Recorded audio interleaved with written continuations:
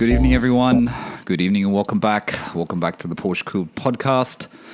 Podcast where we talk about all things Porsche. I'm going to introduce myself today because I never introduce myself. My name is Michael Barth. And Steve is here as usual. Hi, Steve. Hello, mate. How you going? I'm well. How is sunny Sydney? Yeah, it's sunny today. It's still a bit chilly, but it's all good, you know. Tomorrow in the UK, as listeners know, we're recording this on a Tuesday. We always record it late on a Tuesday night. It's 11 p.m. here in London. Steve is early in the morning, but tomorrow is going to be 28 degrees in London. Wow. 28 degrees in London is like 38 degrees in Sydney. You know that for some reason it's it feels like hotter, a lot right? hotter. Yeah. Especially if you're catching the tube. If you're catching the underground, then God help you because you just can't breathe down there. It's like another 10 degrees hotter. So not going anywhere. Got meetings tomorrow anyway. So welcome back, everyone. Like we said, PorscheCooled Podcast. A lot of you have been here before. I'm going to say this in the beginning of the podcast now because I know a lot of people have been coming to the podcast, Steve, and they have been coming mid-season, so to speak. They're not starting at one. They're starting at a random. They're starting at a random number. And you know what? I do that with other podcasts as well. I just kind of pick the ones I want, so I don't really know, how the flow works, I guess. And I did that with Spike as well. I didn't start at number one. I just pick one that I wanted to listen to, whether it be Magnus Walk or whatever it was. And then you eventually come back and start it and go through all of them. I just want to say to you, though, and I did mention to you on Instagram, which I thought was quite interesting, I recorded 2 owner stories over the weekend for the next coming weeks. And one of them was Stephen from Sydney. And Stephen actually knew of your 993. We're talking about Porsches, and he said he knew of your 993 when it was at Auto House. I think he said he test drove it. He didn't buy it because he wanted something different. Why not? Not because it was bad. And Stephen, I know you're listening, and my memory is so bad tonight. It wasn't because it was bad; it's because it wasn't. He wanted something else. I forget what it was. I'd be curious to know what he thought about it in terms of the actual kind of drive or the experience. Yeah, I missed that car. I'll send you his Instagram, and maybe you can chat to him about it. But he's got Stephen. I'm going to talk about this week's owner stories, but Stephen's coming up in a current episode, and Stephen's in a future episode, I should say. And Stephen's got a 912 as well, but it's a 912 with a twist. So all the people that love 912s and love me talking about 912s, you're going to like Stephen's story because one of his cars is a 912. But it's a very, very, very cool one. Like I sent you the image, Steve, the orange one. This is Ozzy Ajmal. He's got a 996 and a 912. That's correct. You gave it away. I was going to give away that part, but yeah. Oh, oops. You gave Excellent. It away. Yeah. Excellent work, Steve. So that's coming up. All right. So let's get back onto something really, really important. I always like to start it. In fact, I'm going to do the order a little bit different this week. I'm just going to start on the Apple. Actually, no, I'll go back to the owner stories. So the owner stories this week, it went live on Tuesday, which is today, but you're listening to this on a Friday. I know Steve hasn't listened to it. It's number 36, and it was with Bernard, and Bernard's from Brisbane in Australia. Bernard's got a great story. He had his first Porsche. He bought his first Porsche at 22, Steve. Go Bernard. That's even younger than when you bought your first Porsche, right? 27, I think. 27, there you go. So he bought his first Porsche at 22. It was a really, really well looked after 12,000 kilometer 944 S2 in iconic Guards Red. That was his first Porsche. It actually recently came up for sale at Bernard's going, why don't you remember? I think it was Classic Throttle Shop, I think. But I think it was selling for around 90,000 Australian dollars, Bernard said. I mean, it was really low kilometers. Yeah, it was a very low. Yeah, I think so. It was a really well looked after, very low kilometer example. So, but that came up again. He saw that. But his current Porsche is a 991 Carrera 2, Steve. Mm-hmm. I like the Carrera 2. I like the 991, especially the 0.1. It's funny since the advent of the 992. Like I think an appreciation for 991 has swelled a little bit just because makes you realise how pretty the design is, kind of compared to the 992, which is a bit more butch. Yeah, and you're right, actually. And it's kind of what we're going to talk about with the 997.1 and 997.2 a little bit later in the podcast. You're right. It's like I think 991.1 values are going to go up because they went a little bit down, didn't they? There was, UK, I know they're not that expensive. Australia, they were, right. I think the cheapest one I saw was about 139,000. I think the cheapest 991.1. But right. maybe with the 992, like you said, the fact that you can't get an allocation, there is no new car stock at the moment. This new car stock thing is still a problem. The used market is going up and up and up. Everything is increasing in value. It's going to burst eventually. It's not going to. It can't sustain it. I don't think it can be. I don't think it's going to keep going. Yep. Because everything has gone up. It's not just Porsches. Everything has gone up. Yeah. So maybe the 991.1. People are going to start looking at that again and thinking, well, I can't get a 992. What will I get? Possible. Yeah, absolutely. Anyway, Bernard's got a 991.1 Carrera 2. It's in anthracite brown, which is a really rare color. I quite like the color. Yeah, it's a weird color. It looks gray though. I see the photos that the image I posted today that Bernard gave me for the podcast and for the YouTube thing that's coming up tomorrow. It looks gray to me. It doesn't look that brown. I have seen one in real life. I have seen one. I'm assuming it's not as brown as macadamia, which I really don't like. You're right. It looks, in photographs at least, it looks a lot more anthracite than it does brown. Yeah, I mean, it's a nice looking. It's a really well optioned Carrera too. It's a really nicely well optioned one. I mean, it's got the two-tone interior. I quite like the two-tone interior. I'm becoming a big fan of that two-tone interior. In fact, if I ever spec'd a new 911, I'd probably spec it with two-tone interior. You mean when you spec? Dash. Yeah, when. Well, I had an idea the other day. I was thinking big, Steve. I started thinking big. Actually, I'll tell you after this because people are going to think I'm crazy. But I started thinking. I like it when you think big. Thinking bigger. But anyway, Bernard's story is a really good one. He's also owned BMWs. He had that M3 competition, the one that's just been superseded. I think it's the F80, is it? F80 M3 competition. Yeah, he had it in that. Just bought. Yeah, had it in that really cool blue color. Yeah. That light blue, which is a really, really nice color. He got rid of that. Came back to Porsche after that one, and then he bought his the 901.1 Carrera 2. He's also a watch fan. Bernard's actually the guy that gave me, and I don't know whether I mentioned this in the podcast when I brought it up. He's the one that sent me the images of that GTS in manual, Steve, that was for sale in Brisbane. So I'm harping on about it. It only comes in PDK, and then there's a manual one in Brisbane for sale. The one that sold for $250K. Yeah. And that's about it. End of the podcast, we nerd out about watches. So if you're not into watches, you probably can finish it, 5 minutes earlier because we do nerd out a bit about watches in the end. Bernard's got some Rolexes and Breitlings and things like that. So anyway, check it out. It's a really good one. And if you want to go and follow Bernard, the link is in the description of the podcast.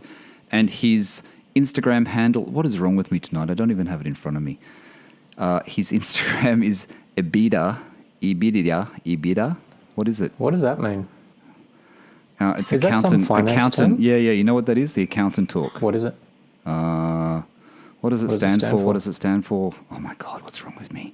You're talking to a lowly creative person that has no understanding of financial things. I don't know. It's if you want to go and follow Bernard, it's at EBITDA_911 at EBITDA911. Go and follow him and tell him you heard the story. But that's this week, so make sure you have a listen to that if you haven't listened to it already. I know some people have. I know some people have already reached out to me and said they enjoyed it. So thank you for that. Steve. Cool. Yes. Last week, I did a call out. I was a bit not so modest, not so a bit embarrassing. I did a call out for everyone to go and do a review, Apple rating and review. And did it work? You got one. I didn't get any. No, I did.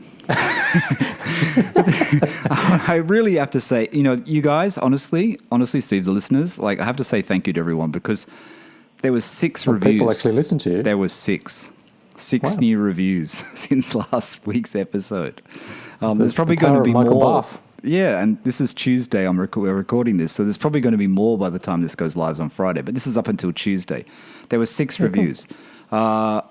I can't read them all out, I don't think, but I'll just read the heading. The first one was Appreciate the Community. That was from Mark Norcal via Apple Podcast, United States of America. Great listen. The only problem, I'll read this one, it's short. The only problem is that after I'm done listening to an episode, I start searching for a second episode. That was from Aaron in San Diego. Thank you, Aaron. I thought he was going to say the only problem is Steve. Great.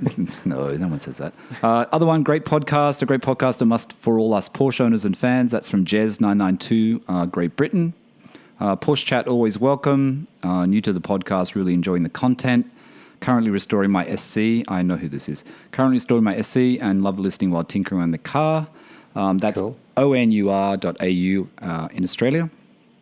Perfect Porsche weekly chat and catch up from MPG in Australia. Number one Porsche podcast. Thank you very much. That's what we're trying to get. We're trying to get to be the number one Porsche podcast. It seems like That's people Marco. are. Is it?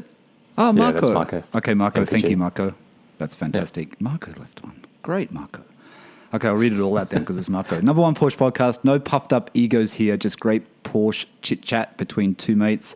Press play and let them keep you company while you're driving, polishing, enjoying your weekend toy. Michael, soon to be GT3 Michael. I can feel it. I should have known that was Marco. Thanks, Marco. Go, Marco. And then excellent Porsche pod.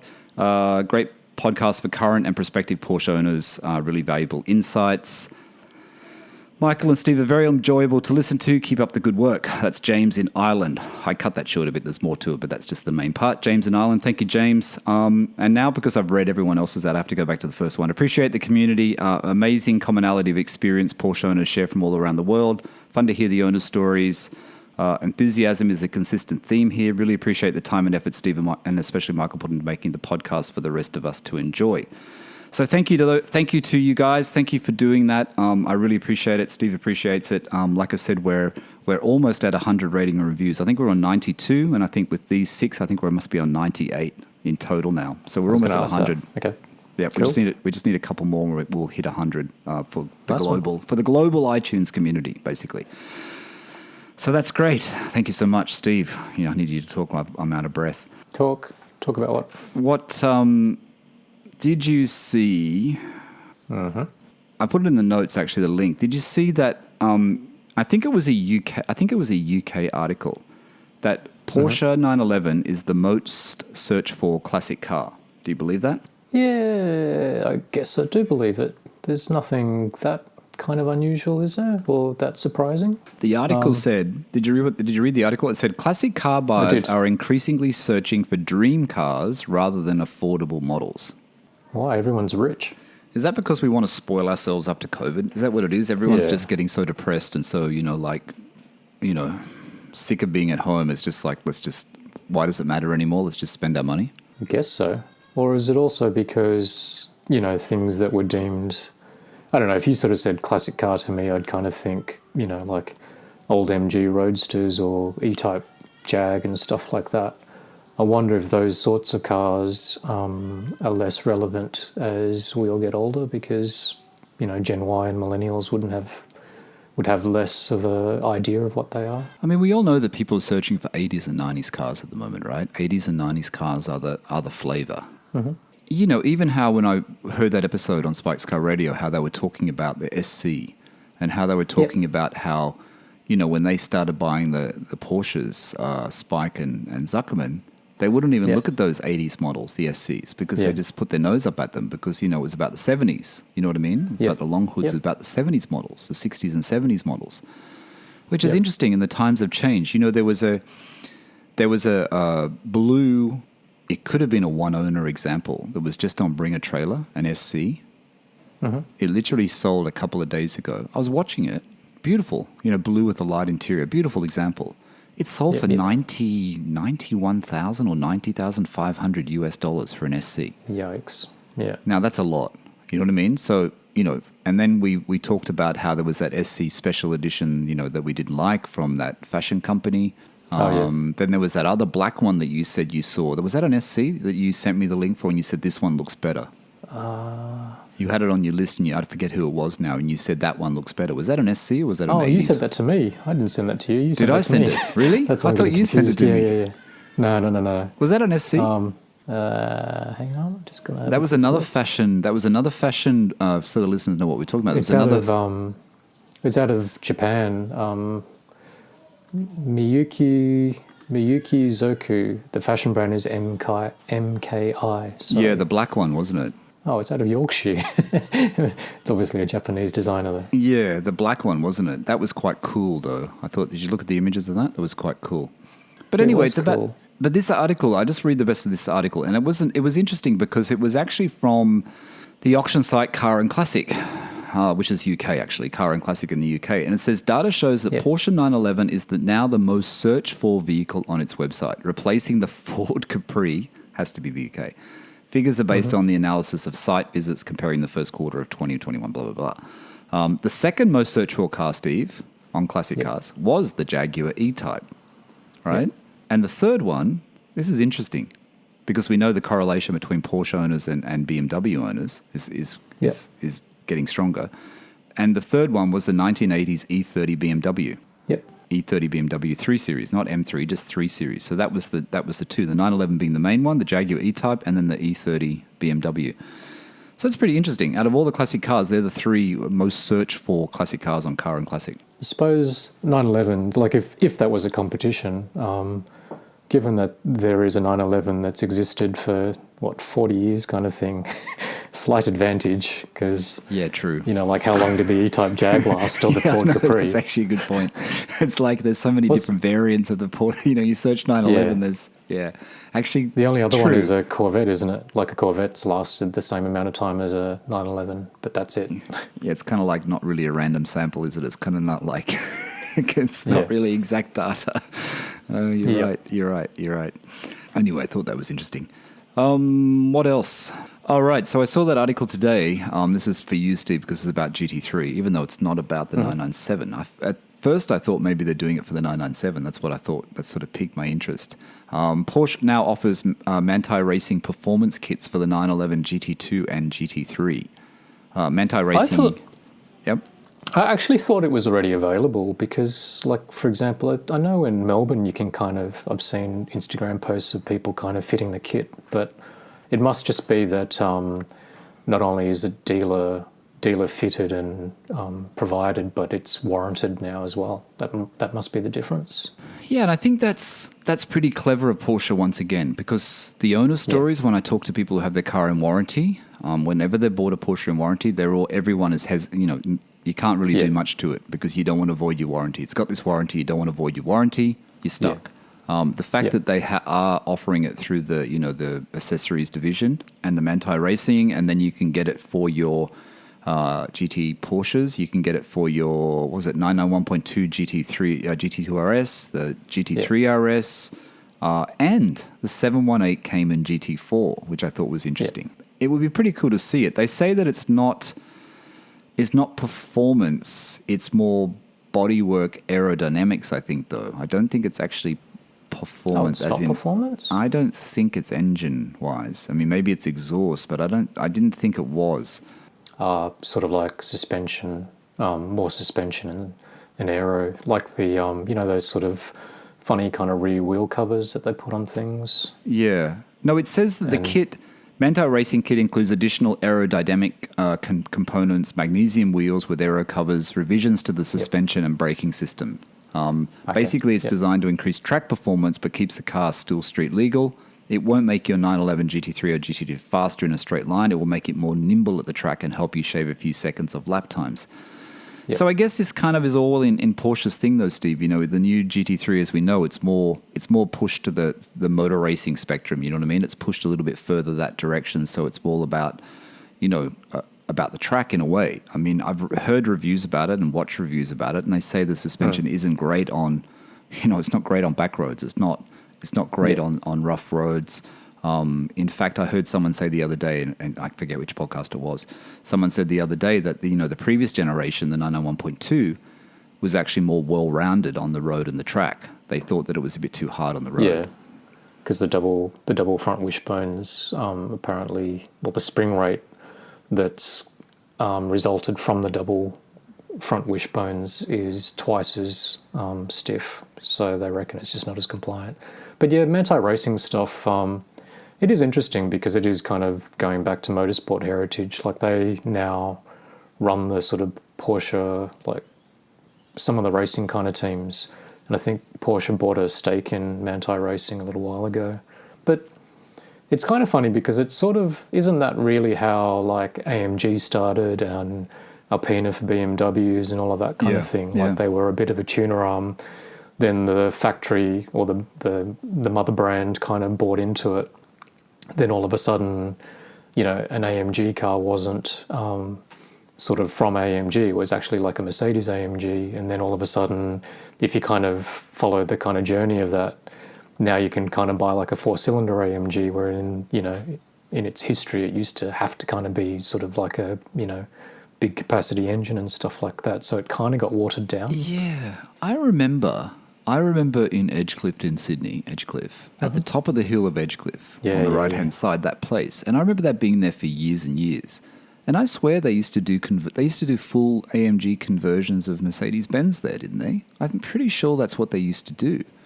That was a wheel company. It just so happened to be called AMG as opposed to it being aligned with, Mercedes, like AMG, the Mercedes kind of tuner. Okay, I didn't know that. Yeah. They used to sort of sell a range of different wheels. But yeah, the Manthey thing's kind of interesting. Like I'd imagine that it's heinously expensive, and it probably really would be. Well, so I guess if you kind of bought that kind of gear right now, when I'd sort of read about it on like 911 UK forums and Renlist, it really is for the track-oriented types. But I bet you, like in a couple of years, we'll be talking about it again.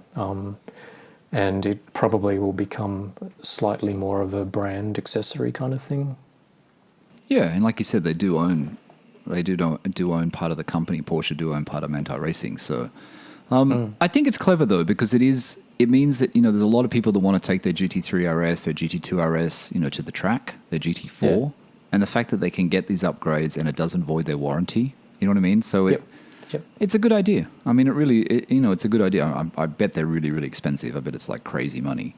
But well, I wonder, as an example, like for my car, like if I was to upgrade the suspension and I went for some KWs, for example, I wonder what the corresponding Manthey branded KWs, like what the premium is, like for their specific kind of setup. Because they are KWs, aren't they? You said Manthey Racing. Yeah, I think so. I think so, yeah. They're just tweaked for them, are they? Or branded for them, yeah, it's to their specification. That would be interesting, actually. But they don't say the 997 GT3. They only say the 901.2 generation. Yeah, in fact, they don't even say... GT3 is too old, man. Yeah, and they don't even say GT3 in this article. They just say GT2 RS and GT3 RS. Oh, okay. Yeah, that probably makes sense too. So I don't know. Maybe that's just been a bit vague. Maybe it is all of them. Last week we were talking about tyres. We're talking about mixing tyres. We're talking about how you just went out and bought new tyres and wheels for your car and things like that. Tyres. Just tyres. Just tyres. Have you driven on the car more? How are the tyres? How are they? Are they rubbed in? Are they feeling right now? I actually haven't. Since we went for that little drive on the weekend, I've had a busy work week. We were going to get out last Friday, but Marco got sick. So we'll probably try to do it again, maybe towards the end of the week. But I actually haven't. And then, curiously, Marco's 996 Turbo, the Speedy Banana, came on, I think it was like 12-year-old Conti Force tyres, so like well past their usable kind of life. Absolutely. He was holding out because he had that sort of rubbing issue in the rear wheel arch liners. Did he rectify that? I think he sort of thinks that it's a legacy thing, that it's not rubbing anymore. He can't quite tell. Like he's put some tape on the inside to kind of see if it's still sort of doing it. Right. I have a feeling that it's not been doing it. But anyway, so because he was sort of trying to suss that out, then he was holding off on the tyres, blah, blah, blah. But then yesterday he sent me a message saying that he's taken the plunge and he's gotten himself a new set of N-rated Michelin PS2s. Okay, so was that the tyre that came on the turbo, the PS2s? Yeah, I think so. I'm not up to 996s, but I think it might be. To be honest, so the same as what's on my car, Pilot Sport 2s. Yeah. I was about to say, to be honest, it was also because that's the only thing that he could kind of get. He was looking at PS4s, even though they're not N-rated like mine, but they had trouble supplying the rears, I think it was, in 18s. See, so he opted for PS2s. Well, if that's the tyre that came on the car, I can understand it. See, I'm still in two minds whether would I do the Pilot Sport 4S's or would I go back, will I still do the Pilot Sport 2s? You know what I mean? I think mine are N2s. The N rating, 0 is the first generation, then 1, and then 2, depending on how many upgrades they do to the tyre, improvement in the quality or whatever they change over the period of the life of the tyre. Be interesting to know what Marco's are, actually, if he's at N2s or N3s. See what he says. Because mine were bought in, when did I buy mine, Steve? 2017? Towards the end of 2017. Yeah. I think it's towards the end of 2017. So they were N2s at the time.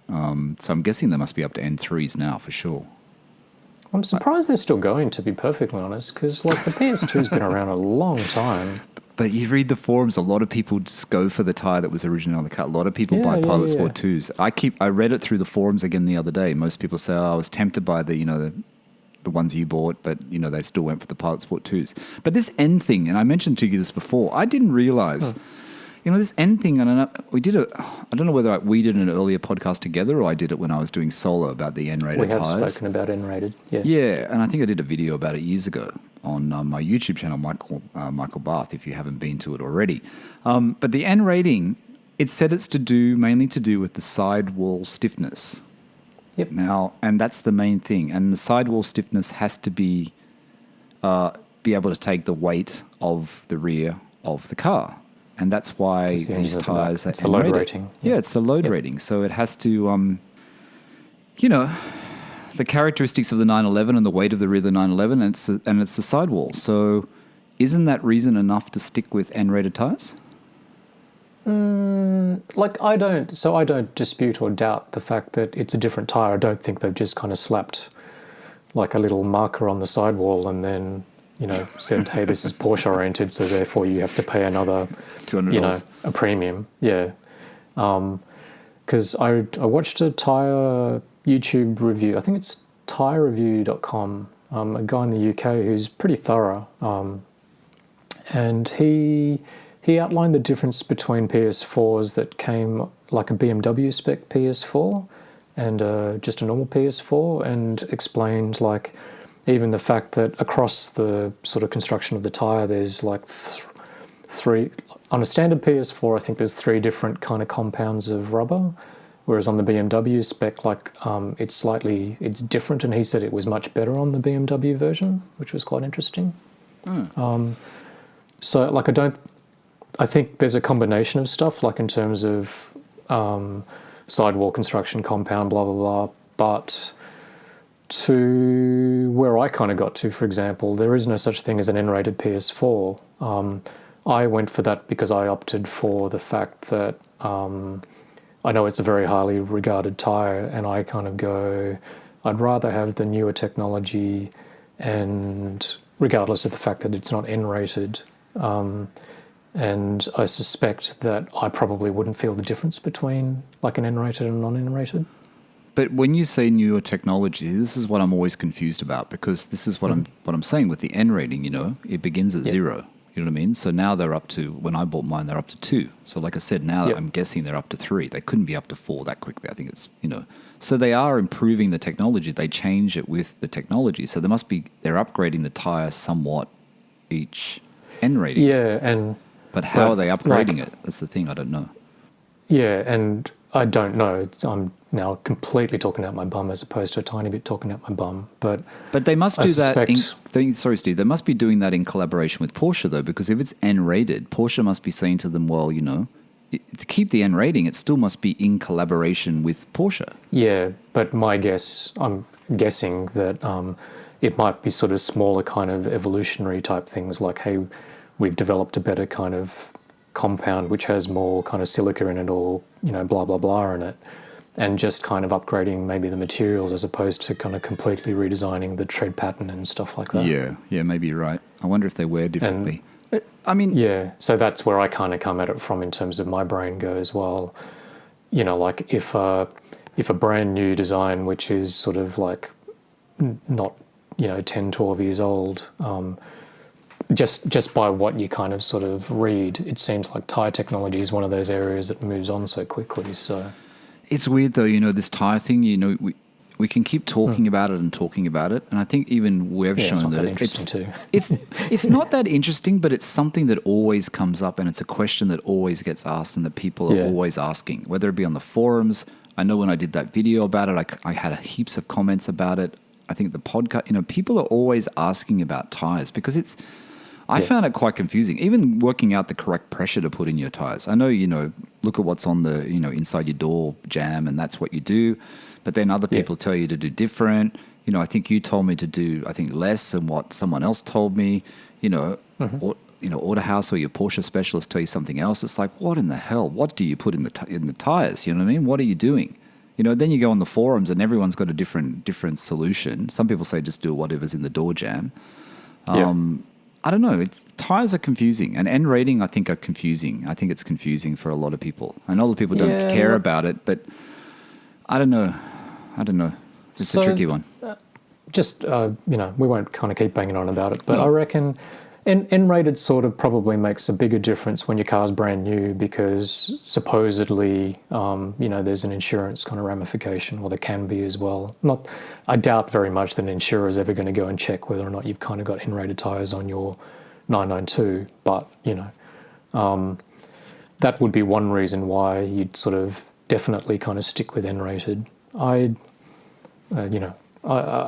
not quite so sure, but like whenever I've kind of shopped for tyres in the past, I'm not sort of going, hey, I definitely wouldn't do it, because I have definitely bought N-rated tyres up until this recent set of PS4 S's.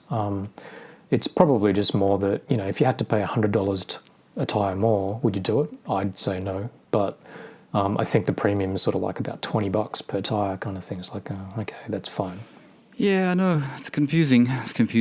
All right, no more tyres. Here's the other one for you, actually. Yes. Well, one more tyre thing, nitrogen. Have you got nitrogen in your tyres? No, I don't. I had it, believe it or not, I had it in the Audi, remember? I had the green thing. You told me to do it and I did it, but it was a bit of a hassle, to be honest. Yeah, Marco just asked me. It's like, I don't even know what they put in my tyres.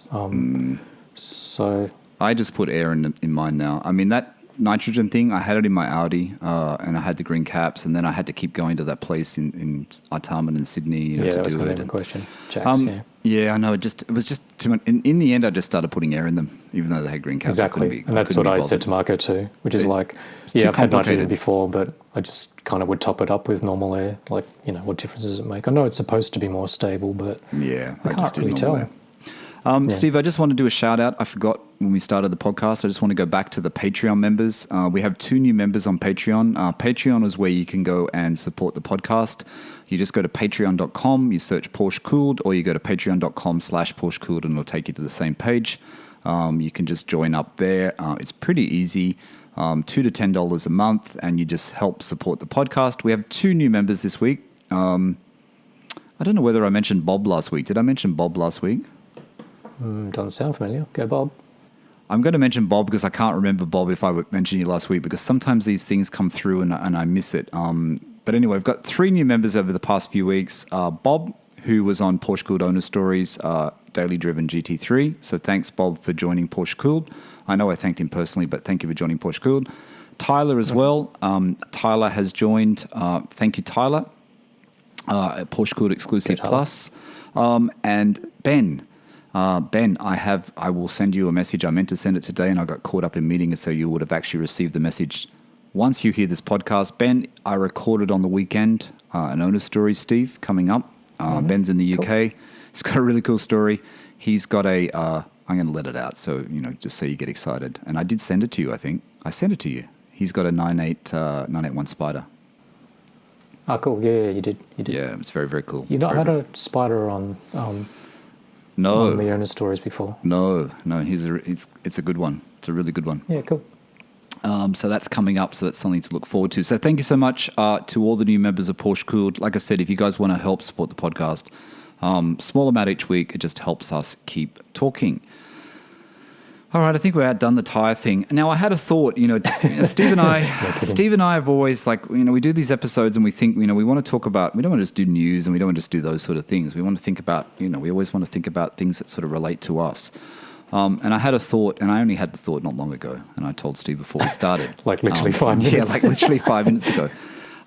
There's a lot of other news things around. There's that GT3 RS, but we might not talk about that. I mean, the wings just got bigger. I mean, you sent me that picture, Steve. It's just got huge.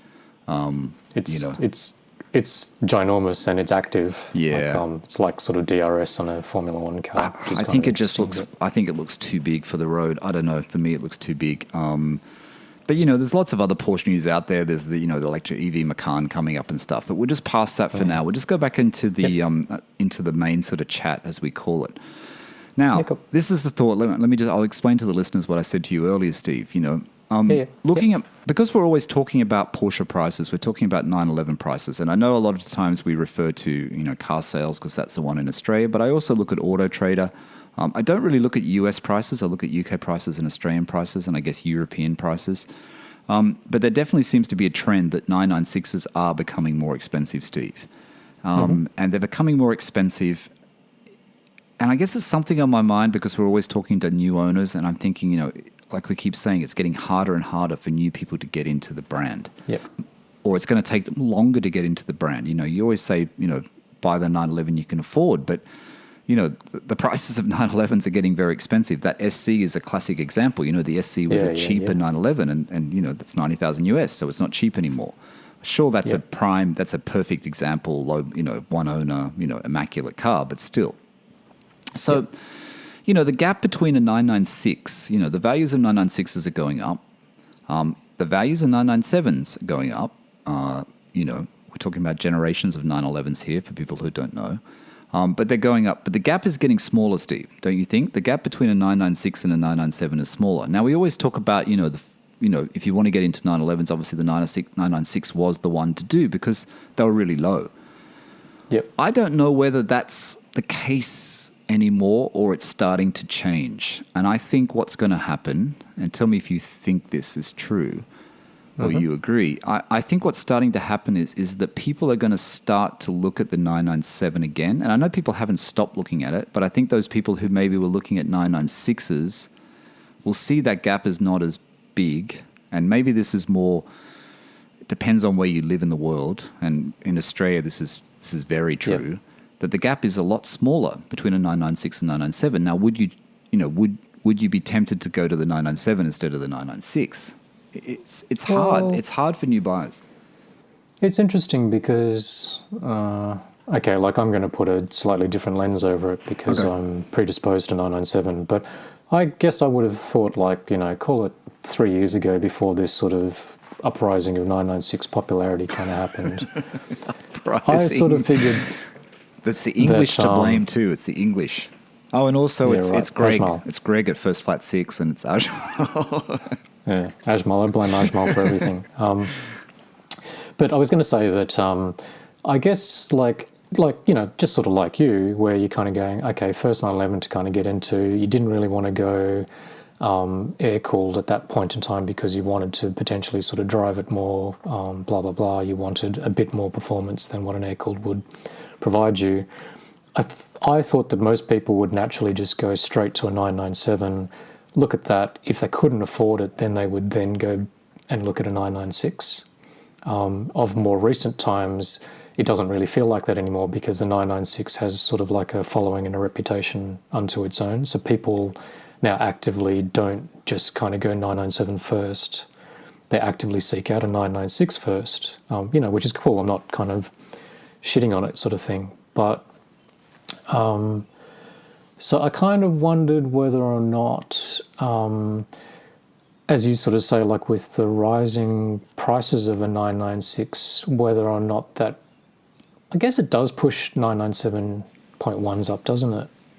Yeah, the prices have gone up, but I think that the amount that a 996 is going up, and I'm probably thinking about Australia here. I know in the UK is different, but the price that a 996 has gone up is a lot more than the price of the 997's gone up. The 996 prices have doubled.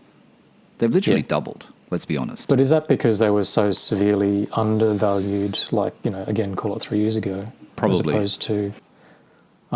so maybe that's sort of why that seeming increase in their values isn't the same as a 997. I don't know. Yeah, but even the GT3 prices, the 996 GT3 prices are getting pretty close to the 997 GT3 prices, aren't they? Yeah, Some examples. That's some are, yeah. Yeah. Wasn't there one that sold recently that was close to 200 in 996? Yeah, more than that, I think. There was one that went over 200. Yeah, so you're almost... This is what I mean. Like, the decision now, you know what I mean? Like, it gets harder because the gap... I mean, availability is another thing. We know that these cars are very hard to find now. And when they do come up, they come off market. And when they do come up, they go very quickly and you can't really think properly. You have to make a quick decision. You know what I mean? Yep. You do, don't you? You have to make... Look at Marco. He made a really quick decision. He would have missed out on that turbo. That would have gone, you know? Yeah. GT3s, you know... Simon, who was on a couple of weeks ago on Owner Stories, you know, he had to make a quick decision. That car was going to go to a dealer, and he picked it up before it went to the dealer. You know what I mean? Like, Yep. you don't have time to think, so you need to know what direction you want to go in, and the price differential is getting smaller between a 996 and a 997. It's kind of like what happened with the. We keep coming back to this reference point, but it is a little bit 964 993 scenario again, isn't it? A little bit. Steve. Yeah, true, very true. And, you know, I still sit here still kind of going, I can't believe that they're more valuable than 993s, as in 964s. Can't believe a 993 Carrera went up for 189,000 and sold straight away. Yeah. Manual. But that's just like all of these cars are kind of going mental. Anyway. You know, there's going to be a question that I'm going to add to Owner Stories, and I thought about this. It's going to be like, what is the car? What car do you regret selling the most? Right? That's the question. So I'm going to ask you that question. Out of all your 911s, which one do you regret selling the most? You've only got two to choose from, actually, because you haven't sold your GT3. No, I reckon 993. If I had to choose between those two, I actually preferred my 993 over my 964. That might not kind of meet kind of popular opinion at the moment, but I still think that was the better car. That's a nice two-car collection, though, the 993 Carrera and the GT3. Yeah. Look, and arguably maybe they're a little bit closer because the 964 has probably more air-cooled characteristics than the 993. So maybe the better pairing would be the 964, but I still think my 993 was a better car than my 964. Do you think... we haven't really got onto the main point, but do you think the prices of these 911s, you think they're going to dive? You think the bubble is going to burst? You know, I've got no idea. This is I'm what not I mean. Smart enough to. I think used car values are overinflated, and I think a lot of cars are way too expensive. I don't know if Porsche will suffer the same fate of other brands. I think when new cars get back into the swing of it and new cars are available again, I don't know. I don't know if Porsche will suffer that much. You know what I mean? Not 911s anyway. Talking about values is a funny thing, isn't it? Because I guess, you know, like, how many people are really kind of buying a 911 to actually kind of make money as opposed to, you know, like buying it for the enjoyment of the experience kind of thing? Like, I'm not sort of saying that it's not important, value's not important, but, you know, so like, even if you kind of got in right now and you sort of paid like a bit of what seems like, you know, a premium because the prices keep escalating. And then what? I guess like say your circumstances require you to kind of liquidate that car and get back out of it quickly. Do I think that it would kind of plunge like 50 grand? No, it's not. But you're gonna lose your stamp duty and, you know, you might get what you paid for it kind of thing. No. So, but I can't understand. I mean, I don't know whether it was a year ago, it was during COVID, or it was when I first went to Bahrain. Maybe it was just after I went to Bahrain, so you're talking 2 years ago. I remember there was a green 993 for sale in Kiama. Yep. It was on car sales. It sat there for months, Steve. Yeah. It sat there for months. It must have been pre-COVID. It was green with tan, and I showed it to you, I think. I remember. And it was 129 or 139,000, 129,000, I think. Yep. And it didn't sell. And it was like, oh my God, it's quite good. You know, the kilometers were over 100,000. It was in good condition. You know, it was a Carrera 2 manual. And you would not even find that now. Which is the pick of the spec. And you would not find that now. You know, I sent Steve a picture of a Targa during the week that was for sale in the UK. And I only sent that to you, Steve, that 993 Targa in manuals, because one, it was that really good dealer in the UK, Porsche specialist. I won't mention the name, but a very good dealer. It had high mile, it's 100,000 miles. So what is it? 160,000 kilometers.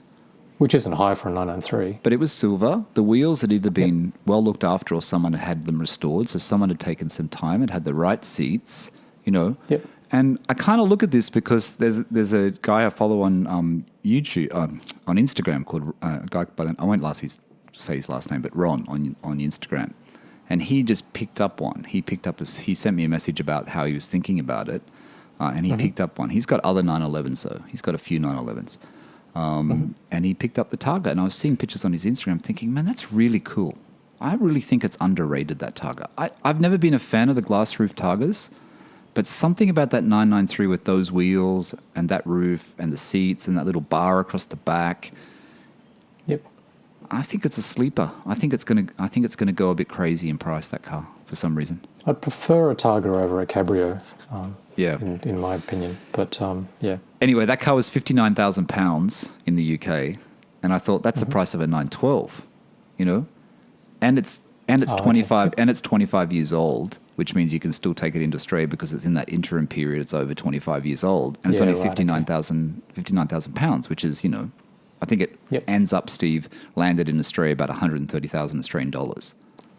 Yeah. Okay. Gotcha. So it's not bad. Yeah. Cool. So anyway, so we're you're coming into Porsche, you're thinking about 996, and then you're seeing the gap between a 996 and a 997, and maybe I have to use a disclaimer saying in Australia in particular, is almost the same. It's very, very close. So then you have the decision, do you buy a 997.1 or do you try and get a 997.2? But then a 997.2 is so much more expensive, right? So much more expensive.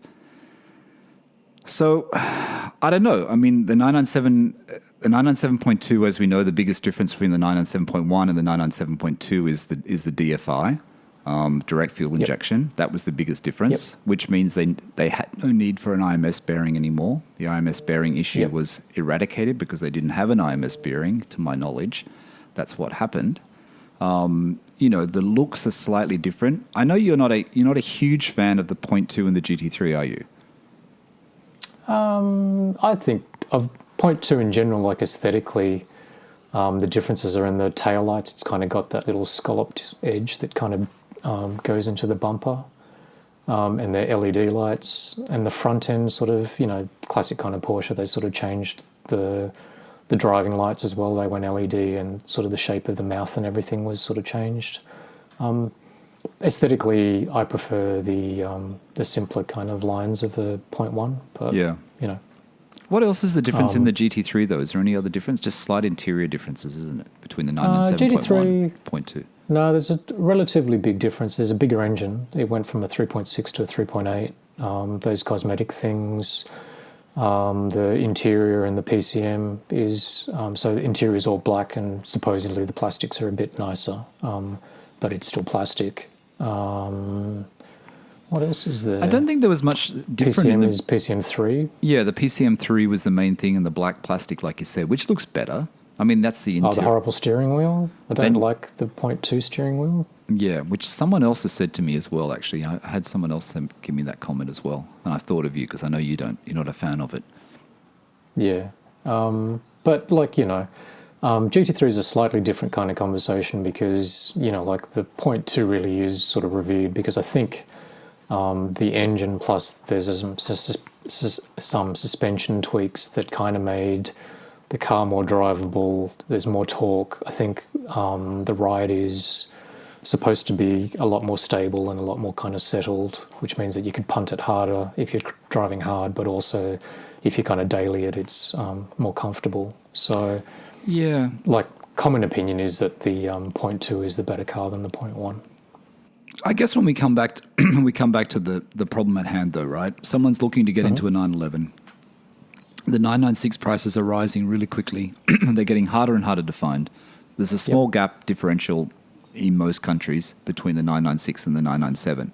You know what I mean? Yep. You can't really, and I know we're talking about the differences between a 997.1 and a 997.2 now, but that's. I just wanted us to point that out, Steve, because really the differences are very minimal. You know what I mean? there's a little bit of body difference, like Steve said, with the front bumper and the LED daytime running lights, and and the rear lights, and the wheels were slightly different. There were more choices in the wheels. The interior's got the PCM, which is better, of course, and and it's got Bluetooth, and it's got black plastic. But the price differential then to get to a 997.2 is really, really high, and it's high, as we know, especially if you want a manual. It did have PDK. That was another thing that was introduced. We didn't say that. The PDK was introduced in the 0.2. True. Yep. But if you're looking for a 911, you see the point I'm trying to get to here is that you go to the 996. The 997 it's still between the 996 and the 997.1. Because the 997.2, because of the rarity of it, because of the time that it was produced during the GFC, because of what was happening in the world, there are not that many around. I like the Carrera 2S in the 997.2. I think it's a great car in years to come, but I think it's almost out of the equation. But what I'm trying to say, Steve, is for new listeners who are thinking about getting a Carrera or thinking about getting a 997, yes, the IMS is there, and we talk about that. We're not going to talk about IMS today. But apart from that, what looks better? They both look good. But, if you can't... Both look good. Yeah, but, it's going to be hard to reach to a 0.2. So you have to look at the 0.1. And you have to be comfortable with the 0.1. It is the classic conversation, because if you kind of go, hey, do I want a 996? Oh, for X amount more, I'll make up numbers, for 10 grand more, if I can stretch another 10 or 15 grand, then I can get myself into a 997.1. It's oh yeah, cool. There's a sort of monetary kind of consideration with that. And then you have to kind of go again. It's for another, whatever it is, but I don't think it's 10 or 15. I think it's substantially more. Do I then stretch harder and go to a 0.2? It's the kind of classic thing of, well, if you're willing to crack open the piggy bank and spend more, then you can potentially get, a better or newer car. Yeah. Whether it's better or not, I suppose it's probably fair to say that it's better, but it's just costing you more, that's all. I guess this is more a stream. I keep going back to the stream market because I know I was looking the other day, at 997s, and I think in the UK there's somewhere around a 0.1 997 base Carrera was around like mine, which is somewhere, I think it was around 20, I'm probably going to quote this wrong, I think it was around £27,000 roundabout. I think there were a few. Now, I know Ajmal got the cheapest 996 in the UK when he bought it. Yep. Not that he treats it like the cheapest 996, but he's got the cheapest 996. But the prices of 996s, I think he told me, I think they're about 15. 15 is kind of the starting price. You know what I mean? Yep. For maybe not a great one, but this is just a base. So I guess in the UK, it's a little bit different because it is kind of half the value. See, the 996 in Australia isn't half the value. A 996 Carrera isn't half the value now of a 997 Carrera. You know what I mean? I'm not following the prices, but yeah. Well, it's not. It's not because they're 80 grand. They're 80 grand for a 996. They come up manual, especially manual. We're talking about manual, and then the price of my car is probably more like 105. You know what I mean? Probably more than that now, isn't it? I don't think it's much. I think you'd be stretched still to get more. Or maybe, I don't know, maybe I'm out of touch. I don't know. It just sort of seems like the asking prices are kind of beyond that, because the last couple of ads that you sent me were sort of more like around the 120 mark, weren't they? You're right. There was one for 129, wasn't it? And I was making fun of it. I think that's sold, though. Yeah. So there you go. I'm wrong. Making fun of it. I don't know. I just... You know what I'm saying? I just think it's really, we're all passionate, and we all, people. I know people listen to the podcast and they haven't got a 911, they want one, and I think, and yes, it depended on where you live, but it really is. It's really getting hard. You know what I mean? If you don't have a lot of money and you've got other priorities and you've got other things in your life, or you just started a family, or whatever position you are in your life, there's always something that's going to hold you back. It's not easy. And then the air-cooled side of it, it's getting crazy as well. The 912s used to be an entry level. They're Super getting crazy. You know what I mean? The SC was easy. That's getting crazy. So, so what? The only bargain at the moment is the Boxster, really. Yeah, but we're talking that. But we're talking about 911s. You know what I mean? We're talking about, if you're looking for a 911, what do you look for? And I don't know. I don't know. It puzzles me because I just don't know how you can get into the brand, easily now. It seems like it's getting harder. Very hard. Very hard unless you're kind of winning the lotto. But yeah, like, unfortunately, I do think, like, this particular conversation between the different generations of 997, I don't know, I guess, like, if you're in the market, it's really going to boil down to money and whether you can kind of make the stretch or not. Like, you can easily see the argument for kind of going, oh, you know, buy a point two. I even remember when I bought my GT3, my uncle kept sort of saying to me, oh, son, you should really get you should buy the Gen 2, not the Gen 1. And there was a silver one that was kind of sitting there that didn't seem that dear, but it's like, you know, I can't remember the prices at the time, but I think, you know, I was shopping on about 150, 155. There was a Gen 2 that was about 175, like it was 20, 25 grand more. And he kept sort of saying, you really should get that silver one. It's like, I don't have 25 extra grand. Yeah, like, that's the thing, isn't it? I'm stretching hard enough to kind of get to, you know, like 150 or 155, not 175. So, you know, like there literally is a ceiling and I can't do it. Like, you're dead right. I should be kind of getting, you know, the Gen 2, but I just can't afford it. And I'm sure that's probably the situation of most people.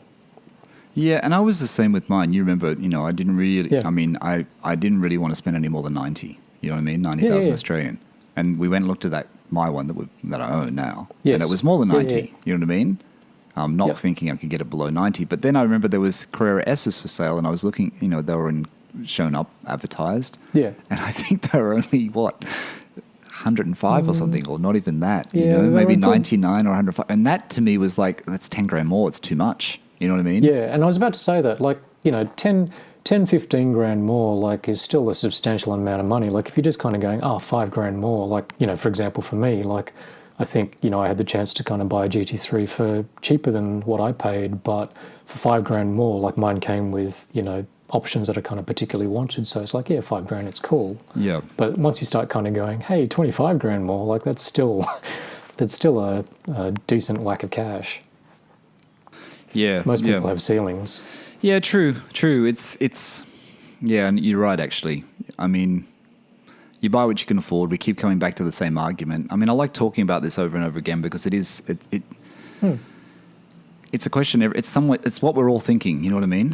Whether you're new to the brand or you're looking for something else, it's what you keep thinking. You know what I mean? I was thinking the other day. You know, I still want a 912. I haven't gone off that 912 idea. Even though you're not keen on it. And after seeing Stephen's one, who's coming up in a future owner stories, after seeing his 912 that he's getting built, and also after seeing Stephen in the UK, who's got the Irish green one, or from Jersey, Channel Islands. He had a picture on his Instagram of the engine. Prill have finished the work on the engine, Steve, and it just had the engine on a stand. It was like, wow, it looked amazing. Yeah, cool. Like, it looked amazing. Yep. You know, it's kind of exciting, you know, like it's good to see. So I'm still keen on it. But then I was thinking about the GT3 thing. I know Marco's going to be laughing at this when he hears this. I was thinking about the GT3 thing, and you are too. And I was thinking, you know, why get a 997? I mean, I like the 997, but why go to 997? Why not try to get the pinnacle and to get the 991.2 in manual? Why not just try to get that? Yeah. You know, like sell it's sell the 997. That's See, why. but then the 912 dream goes out the window because you can't have both. See, my idea was having the two so that I have variety. You know what I mean? Yeah. So when I go to a Cars and Coffee, one day I can take the 912, the other day I can take the 997. You know what I mean? But then I'm thinking about the GT. No, you just get your butler to drive the other one. And then I was thinking about the GT3 thing when I was out the other day exercising. And I was thinking, you know, the 901.2 keeps coming up. Everything I listen and everything I watch, it's like, that's the one. You know, Johnny Lieberman on Spike, you know, was saying 901.2. You know, pretty much gasoline car, which one? 901.2, if you can have one, that's the car. Manual. Yep. You know, but these cars, you know, and the price in Australia, people who don't know, it's like they come up for somewhere between $340 and $390, maybe. Yeah, they're going up as well, aren't they? And they're going to go up. Kind of, you know, when 992 sort of see. Yeah, when 992 allocations are, you know, thinner and thinner on the ground. It's funny because I always thought that maybe the prices would kind of come down now that the 992's been released. I don't think the cars are being delivered yet, but it seems like for whatever reason it's COVID again and supply issues or just an appreciation for it, but they definitely haven't dipped. They seem to kind of be creeping upwards a little bit. Yeah. I saw the new price of a GT3 I saw it. It was like 420,000 Australian dollars or something. It's almost $500,000 right? It's crazy. For a GT3, it's crazy. I remember when they were 300,000, and that seemed like a lot. Now they're like 400. Yeah. And once you put a few options and get it on the road, it's 500,000. It's literally a $500,000 car, $500,000 for a GT3. Yeah. If you can get one. But going back to your kind of quick conundrum though, like see, even your ceiling has crept a little bit because I remember like ages ago, I think I put it to you in a podcast. It's like, okay, so if the choice is between your current 997 Carrera plus a 912, assuming that, you know, there's like however the monetary value of those two cars combined is the equivalent to a 997 GT3, which do you choose? Now all of a sudden you're kind of creeping up to a 991.2. Yeah, you just added like I was just thinking though, if you're going to get a GT3, you go up, you know, go to the newer generation and get the pinnacle of the 991, the pinnacle of the 991, the 991.2 in manual. You know what I mean? Yeah, and you just do it. Yep. But you're right. It still makes more sense, and I'm struggling to do this at the moment. It still makes more sense just to get a 912 or an SC or or a 911T, if I can get a cheap one. It makes more sense. There's a nice 911T at European Collectibles. I sent it to you, I think, didn't I? $71,000 quite cheap. You did. Still, for you, I still think, I still, like in terms of the trying to win the spend Michael Barth's money competition, I still think the way that I'm going to win that is the move for you is to kind of sell your car and get a GT3, like a 997 GT3. Yeah, it would be interesting actually. It would be interesting to know what when I come back to Australia now, like towards the end of the year, it'd be interesting to see where the values sit. I'd be very interested to know where the values sit. I mean, like, if someone said, you can get 140,000 for your car, well, it'd be tempting to sell it at 140,000, right? It'd be tempting because. And see, at that rate, then I reckon you're tipping maybe another 80 to 90 to get yourself into a GT3. Yeah. Still in the 912 though. Yeah. And see, like, then if a 912 cost you more like about 100, say, to me, like, if that was the sort of thing that you were faced with, I'd sort of go, no, man, just get the GT3. Yeah. But, it's not easy. It's not easy. I just want to do one thing before we go. We're almost at the end, Steve. We're going to call it quits. Did you want to talk about anything else about the 997? I hope that was clear to everyone. I don't know. Sometimes I don't feel like I'm being very clear.